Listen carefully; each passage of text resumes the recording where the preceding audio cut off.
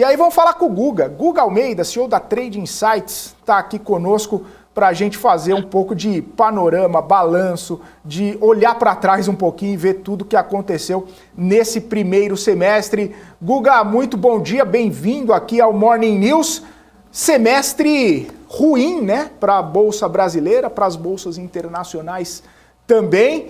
E aí agora a gente começa olhando para frente, para esse restinho de ano aí. O que a gente pode colocar aí, né, nessa perspectiva, olhando para trás, olhando para frente? Muito bom dia, Guga. Bom dia, Felipe. Bom dia, pessoal. Vamos lá, eu acho que no contexto geral, até que as coisas não estão tão ruins, né? Se a gente for para observar, a gente vinha do segundo semestre do ano passado bem negativo. As expectativas no início do ano era que nós iríamos continuar a movimentação de correção, né? É que vai mudando ao longo do tempo e as pessoas elas vão se lembrando só do último quilômetro falado, né? Então, infelizmente é assim, né? Então, quando a gente volta para o início, ali em janeiro deste ano, o sentimento era negativo, né? Era um sentimento de queda. Aí teve aquela surpresa dos investidores estrangeiros, aí começa aquela massa, né, de, puxa, se o estrangeiro está comprando, por que você não está comprando? A pessoa física está sempre errado, né? A pessoa física saiu no segundo semestre, tinha que... Enfim, toda aquela narrativa. Vem depois a invasão da Ucrânia, né, pela Rússia.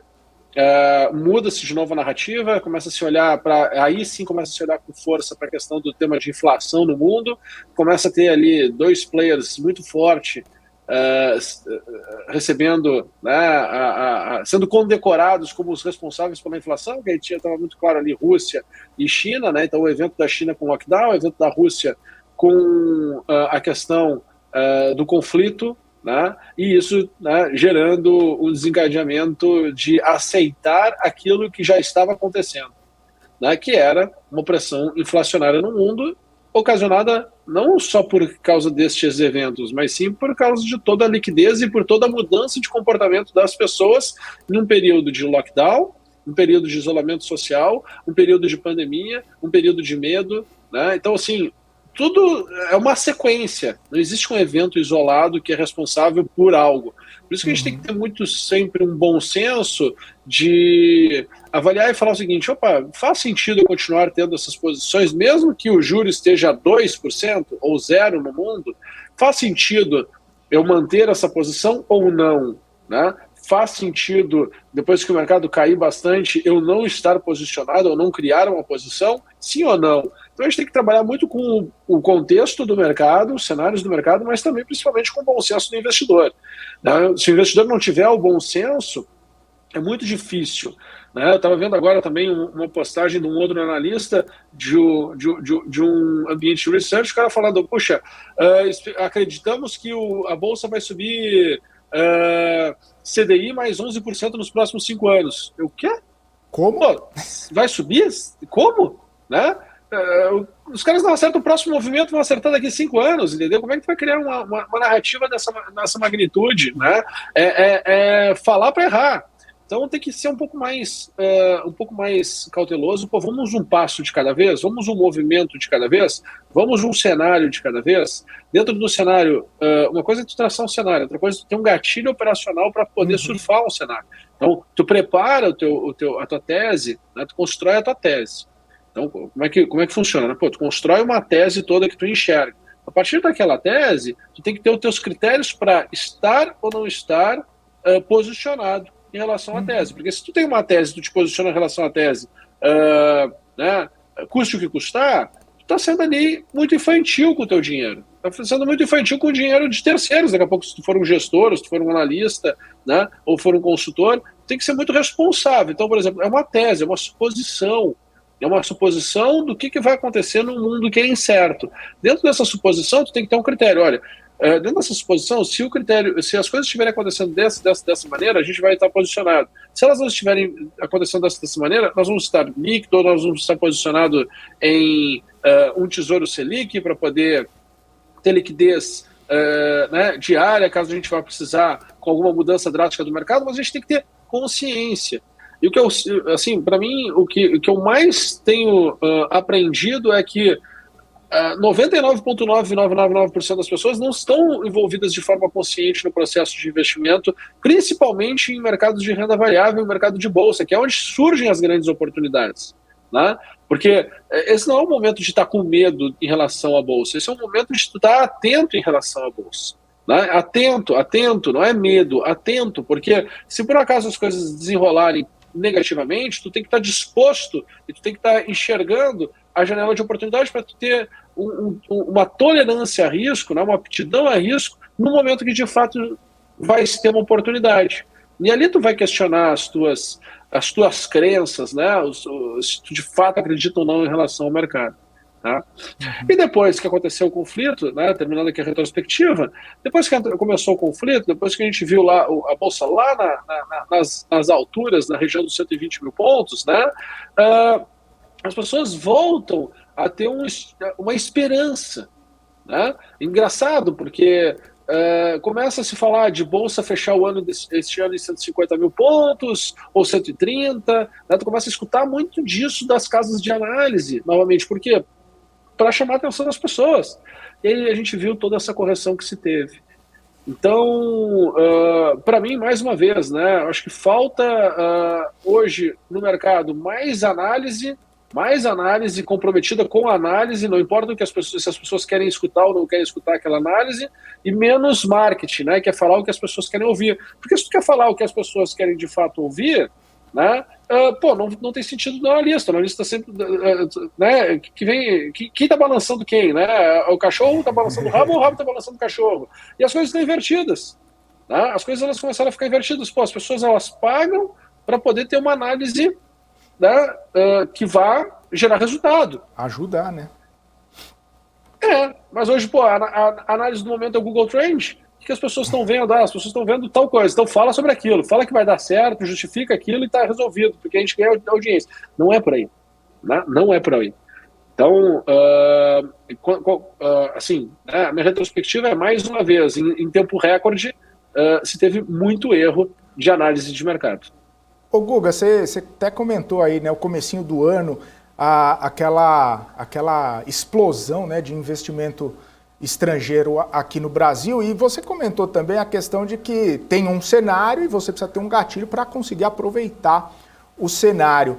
Nesse sentido, né, aquele cenário especificamente do começo do ano, que o investidor estrangeiro estava chegando e tal, aquilo lá poderia ter sido uma das poucas janelas que o investidor teve para surfar essa onda, e aí, claro, depois de março, abril ali, quando tudo começou a cair, seria um momento do investidor também perceber esse cenário, também perceber esse gatilho e talvez desmontar a posição, fazer algum tipo de outro movimento.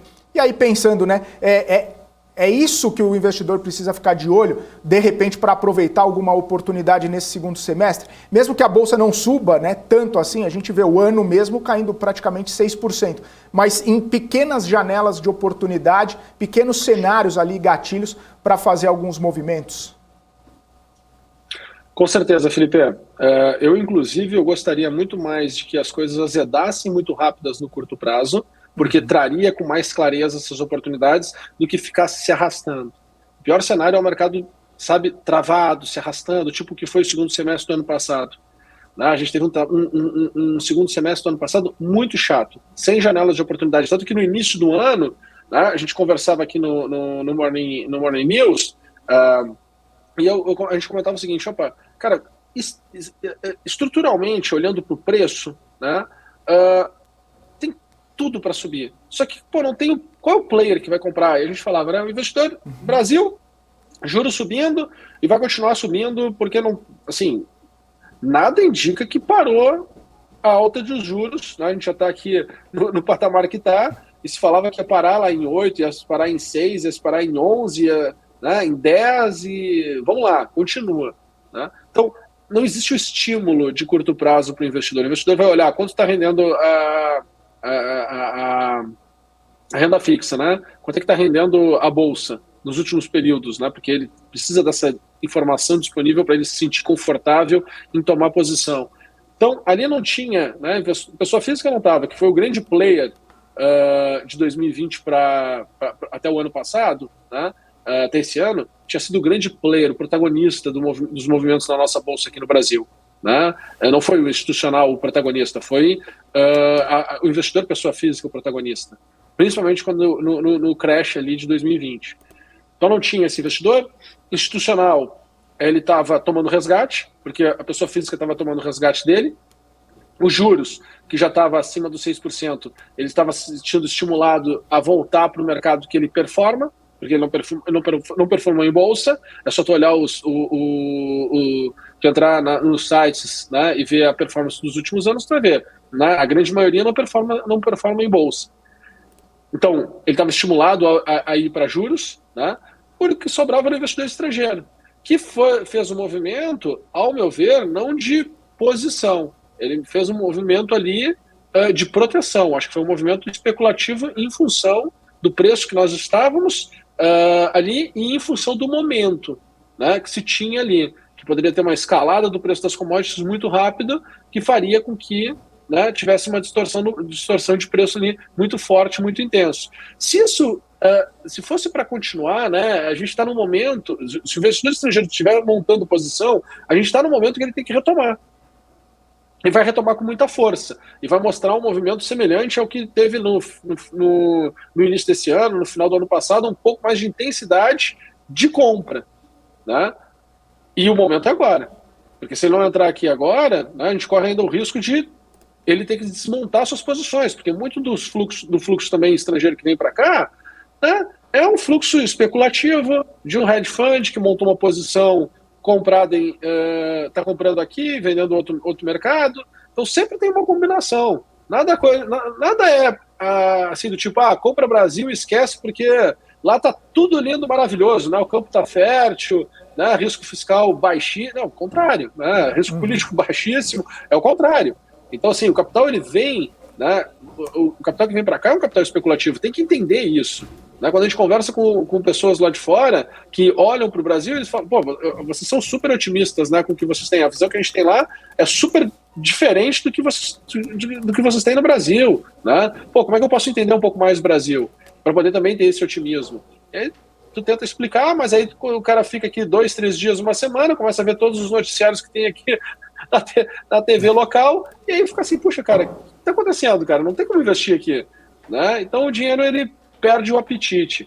A gente tem que entender, a primeira coisa que tem que se fazer é olhar de forma clara para a nossa realidade, para conseguir enxergar de fato os problemas e começar a mudar eles. Não é que não tem a solução, não tem a esperança, não, mas tem que fazer o trabalho tem que fazer o trabalho de frente, né? Tem que olhar o problema é esse, pô, vai lá e resolve o problema é aquele, vai lá e resolve o problema. Coisa que a gente faz com dificuldade aqui dentro do Brasil ainda. Ô Guga, então vamos dar uma olhada nas projeções para essa sexta-feira? Por gentileza? Claro.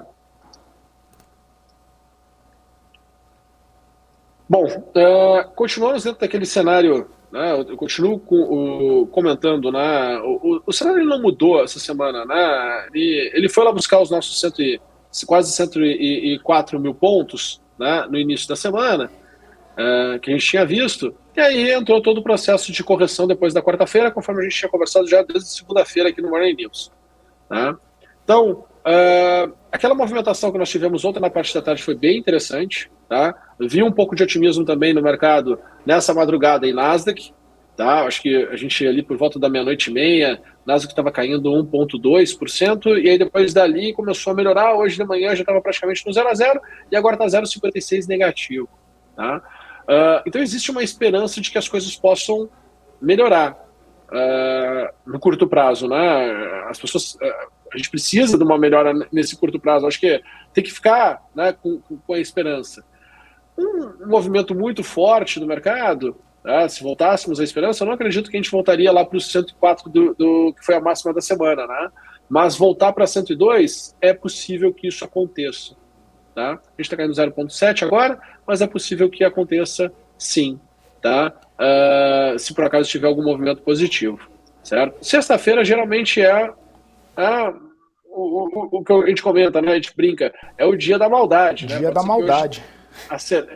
Pode ser que hoje acelere, E a aceleração que eu vejo de queda seria para o mercado ir buscar a região dos 98 mil pontos do futuro, né? Eu sei que o nosso Ibovespa está 98.500, eu perderia esse patamar de preço de 98 no nosso à vista, tá? E aí escalaria, e aí a gente vai continuar o movimento lá em direção aos 94.600 pontos. Felipe, infelizmente eu tento ser o mais direto aqui e claro possível, e o momento ele não está otimista, como eu já venho falando já há algum tempo para todo mundo aqui no Morning News, né? Então, querendo ou não, o movimento de bolsa, né, ele não é amiguinho do investidor, né? Ele não é amigável. Ele é um movimento, ele é o que é, né? Quanto vale a tua posição? Quanto está na tela? Essa é a realidade, né? Algumas pessoas tentam distorcer essa realidade falando, não, o investimento é para daqui 10 anos, 5 anos. Não, quanto tem dinheiro hoje? É o que está na tela. Ponto final. Não é diferente disso. E eu tenho certeza que o nosso telespectador também acredita nisso. Tá? Então, assim, às vezes eu tento ser um pouco direto demais, né? Pode ser que assuste um pouquinho, mas, cara, o mercado é maravilhoso. Quanto mais correção se tem, maiores são as oportunidades, mais tangíveis elas também são, né? E querendo ou não, bolsa é isso, né? Uma troca de posição, uma troca de opinião, uma troca de risco, né? Pessoas querem tomar risco, pessoas querem se desfazer de risco, pessoas têm expectativas positivas, pessoas têm expectativas negativas, e é isso que gera a dinâmica de mercado, né? É isso que gera esses movimentos que eu acho que aos pouquinhos as pessoas vão se acostumando, né? Eu já estou há 2 décadas nessa jornada, então estou mais calejado com esses movimentos. Boa, Guga. 2 décadas, começou quando eu tinha 3 anos de idade.